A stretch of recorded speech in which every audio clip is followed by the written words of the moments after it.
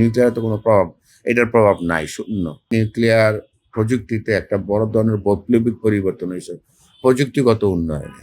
যদি আমরা দেখি যে নিউক্লিয়ারে যদি 8 সেন্ট হয়, তার অন্যান্য যদি 10, 12, 11 সেন্ট হয়, তার মানে একটা 2-3 সেন্ট তো ডিফারেন্স আসছে পরিবর্তন। তারপরে ওগুলি তো মানে নির্মল বিদ্যুৎ উৎপাদন মাধ্যম না, পরিচ্ছন্ন নয়। এগুলো যদি পরিবেশের উপর যে প্রভাবটা যে পড়ে, যে কার্বন ডাইঅক্সাইড অথবা সালফার ডাইঅক্সাইড, নাইট্রাস অক্সাইড, যে বিষাক্ত গ্যাসগুলো পরিবেশকে দূষিত করছে, সেটা ধরলে কিন্তু আরো খরচ বেড়ে যাবে।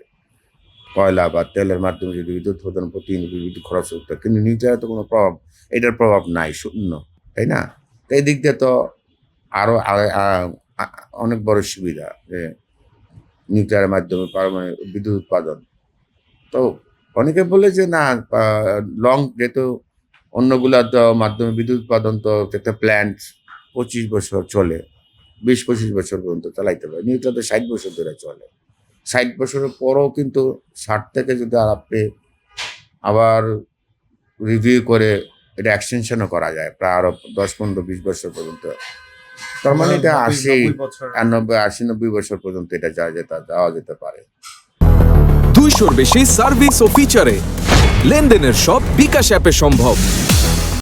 আরেকটা হলো যে আমাদের যে ইয়াতে যে এখন জ্বালানি শক্তি রূপান্তরের যে বৈশ্বিক অবস্থা চিন্তা করে জলবায়ু মোকাবেলার জন্য আসলে নিউক্লিয়ার লং টার্মে তো আসলে নিউক্লিয়ারটি এখন দিকে মানুষের যোগ্য বলে আমার মনে হয়। কারণ এই ভূ রাজনীতির পরে মানুষ অত্যন্ত মানে ভুক্তভোগী হচ্ছে দিনে দিনে। এটা মানে এক ধরনের জিম্মি হয়ে যাচ্ছে তেলের ওপর। তো এইগুলোতে এখন মানুষ আমার ধারণা নিউক্লিয়ার দিকে ঝুঁকবে আরো বেশি। এবং মানুষের নিরাপত্তা জিনিসটার কথা চিন্তা করছিল যে না, আগে মনে হয় ফুকুশিমা চেরনোবিলের কথা অনেকে বলতেছিল যে এটা তো বড় ধরনের ভয়াবহ বিপর্যয় ডেকে আনে।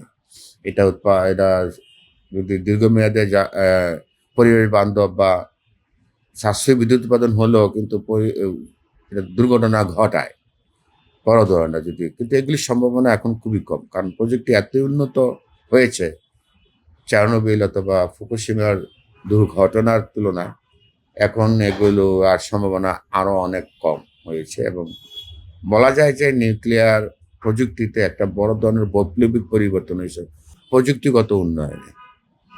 তাই এতে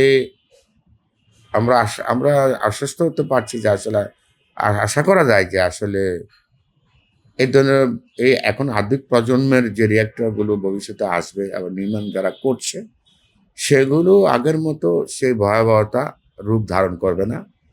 এবং এগুলো আমাদের এই পরিবেশ রক্ষায়, মানব বসবাসের